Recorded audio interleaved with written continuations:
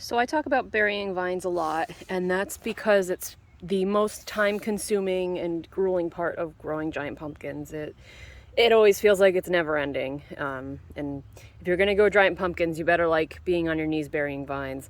So just a reminder, at every single leaf, and there's lots of leaves, at every single leaf, there are what's called adventitious roots. So that little white dot represents a potential root that can grow. There's one on top and one on bottom. The ones on bottom, because they're touching the soil and it's dark, they'll automatically turn into their own roots without us doing anything. But if we want this top root to form, we have to create an environment where it's conducive for growing roots, and that means covering it with dirt.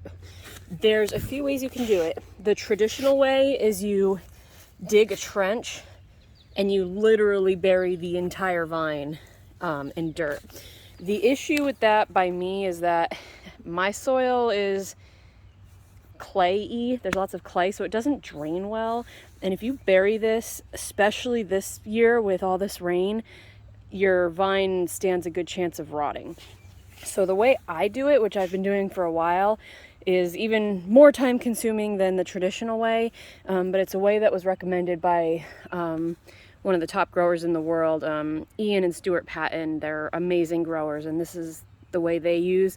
I adjusted it a little bit to my own way, but basically what I do is, instead of burying the vine, I just take these pots filled with peat moss and I place that on top of the vine. This one I did a few days ago, and you can see that root starting to form. This method's not perfect. The Patons use really big pots, and the reason being is it'll cover like the whole area, because sometimes the root won't go this way, it'll kind of go this way where there's no dirt, and if it's really sunny out, the root will dry out and it won't be 100% successful. Honestly, it's been so wet here that it doesn't matter. So you can see here I have a root coming out there that's going to be exposed to air. I'll cover it with dirt, but if I did miss it, with all this rain, it would probably still grow anyway and not dry out. So as you can see, this method's a lot better in the sense that less chance of vines rotting. What I'll probably do is I probably will remove some of these pots for the roots that have been established, just because I'm running out of peat moss and I'm too cheap to buy more.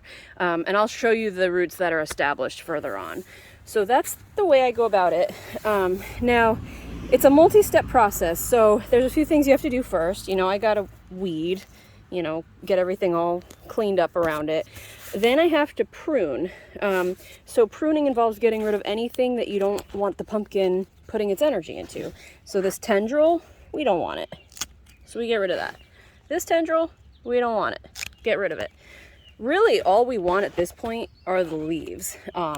These here are male flowers. Since all my pumpkins are pollinated now, we don't need male flowers anymore.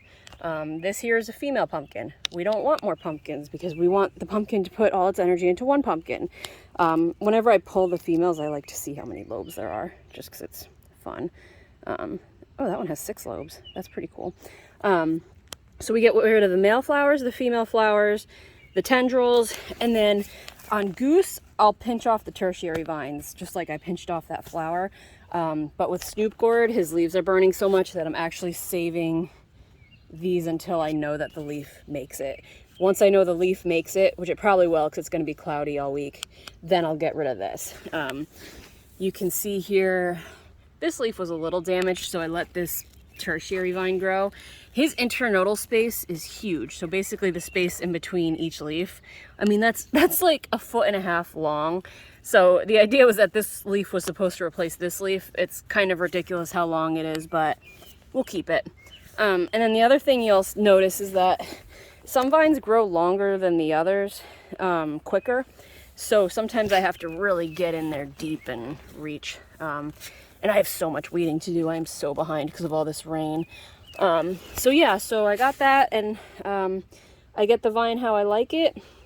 Then what I do is I have a sprinkle of some trench burying mix. Each grower has their own little thing, and I'll show you mine in a minute. So this in here is my vine burying mix. It's a combination of 2 products. Every grower has their own vine burying mix, but this is mine. This is an old protein powder container that I use to mix these together. So the first product is mycorrhizae. Mycorrhizae is a fungus that forms a symbiotic relationship with the roots, and it forms hyphae, which are kind of like extra roots.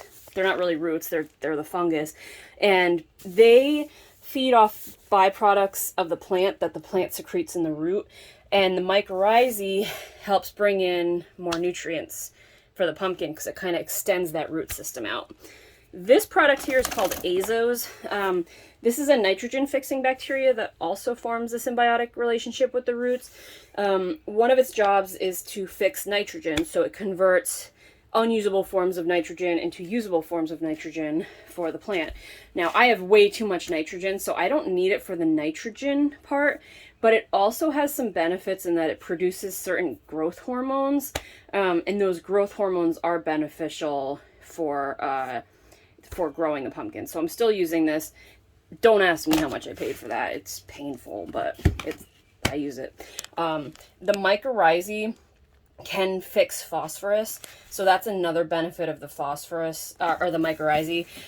They actually say mycorrhizae doesn't do well in high phosphorus soils because it can't grow when the phosphorus is really high, but that's usable phosphorus, and most of the phosphorus in our soil is locked up, so this is actually beneficial in the quote-unquote high phosphorus soils like mine. Because my plant's not taking in the phosphorus, so it's locked up. This will help unlock the phosphorus. So those are the two products I use in my vine burying mixes. There's other products that you can use as well, but these are the ones I use. So I got my vine pruned. I pruned it all the way up to here. The reason I do that is because by the time that pruned stuff gets to be laid down, it's already healed and dried. So I won't be burying freshly cut wounds that could make it more susceptible to rot or infection. So the vine is pruned. The next thing I do is I dig like a mini trench just to kind of lay it down just a little bit so it's not completely buried, but that makes it so that when I put the pot on, the root has a better chance of not being exposed to air. So assuming the patch isn't super muddy like it has been, I will do that. And then the next thing I do is I use my vine burying mix, and I basically just sprinkle a bunch onto each leaf node. This needs to be in contact with the roots because these form symbiotic relationships with the roots. I mix it a little bit into the soil because they aren't going to do well when they're sitting out in the sun. So I mix it in a little bit, lay it down, let that be, and then I stake this baby back in place. It's trained where I want it to be, and then we're on to the next step where we're gonna get our pots.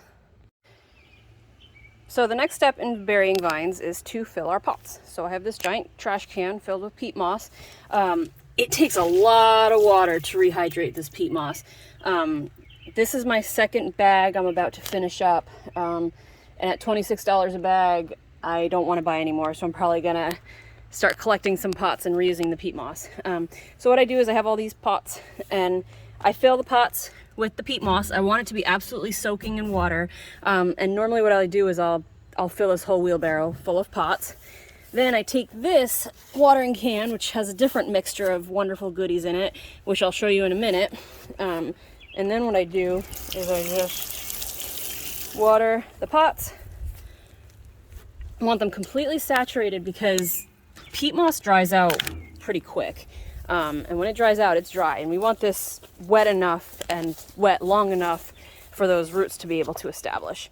We want it to dry out eventually because we don't want the vines to be wet. So this does a good job at drying out nice and quick. So then all we do is we put our pots on the leaf nodes, try to spread out the dirt a little bit just so that if the root comes out this way, we want it to have a place to go.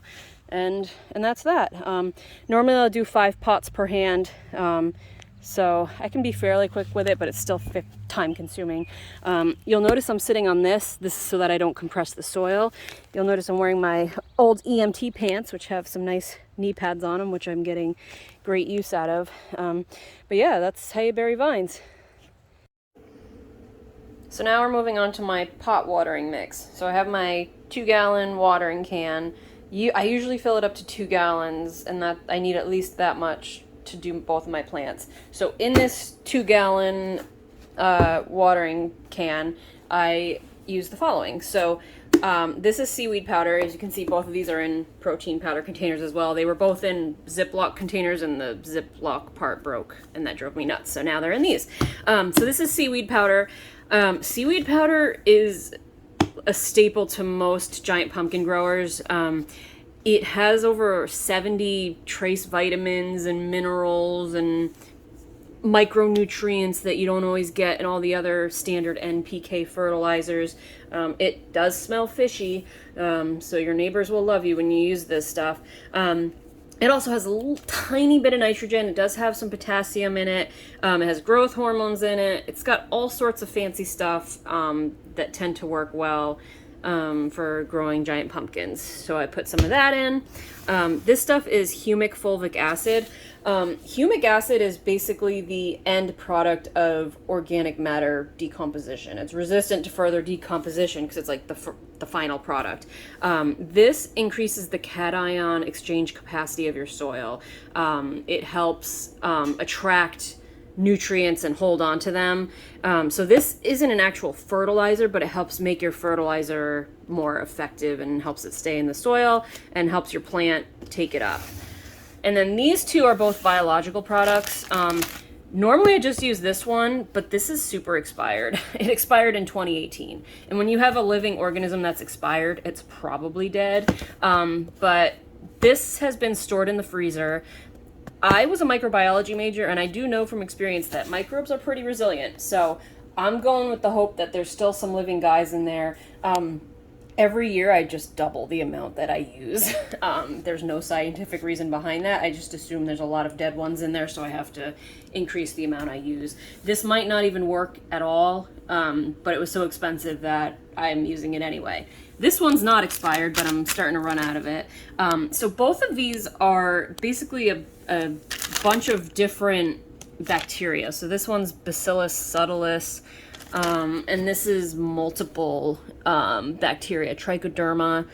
And what these do is they basically form a protective barrier around your root system, and by crowding out the root system and protecting your root system, it prevents bad guys from coming in, like fusarium and pythium, which are plant fungal diseases, which my patch has been affected with in the past. So I use these biological products in my vine bearing mix because I want them right by the roots, because I want these guys protecting the roots from pathogens. So all of these together go in this, and then I water them onto my pots, and then the pots go onto the vine. Now this is a vine I buried a long time ago, and you can see the peat moss has dried out, so really you don't even have to remove these because it's not really affecting the plant all that much, but I need peat moss, so I'm going to take some of this. I'm not going to uncover the root, but there is a root there that has established, so I'm going to take some of this peat moss. You can see here an example of why the small pots aren't always the best. This root did dry out. So it's not 100%. I'll cover them up anyway, just you never know. So it's not 100%, but you will notice down the main vine, I have way bigger pots. I use the big pots on the main vine because every time I dig my plant up at the end of the year, the roots along the main vine are way bigger. So I think those roots are more important. Hence why I do the bigger pots, and the bigger pots have nearly 100% success rate. I don't have enough peat moss to do the bigger pots, and also it takes way longer to do the bigger pots because I can't hold 5 big pots in each hand. So yeah, sometimes I do medium pots, but overall it's mostly the little pots. They don't have 100% success rate, but they do a pretty good job. There you go, there's another one. And again, as you can see, the secondary vines, the roots are a lot smaller. I'll try and find you a main vine root. So here's a big pot on the main vine by Goose. So the peat moss is drying out quite a bit. But look at that big root. I'm not gonna uncover it all the way, but this root is a lot bigger. I will try and get some of this peat moss off the main vine, but it's fine.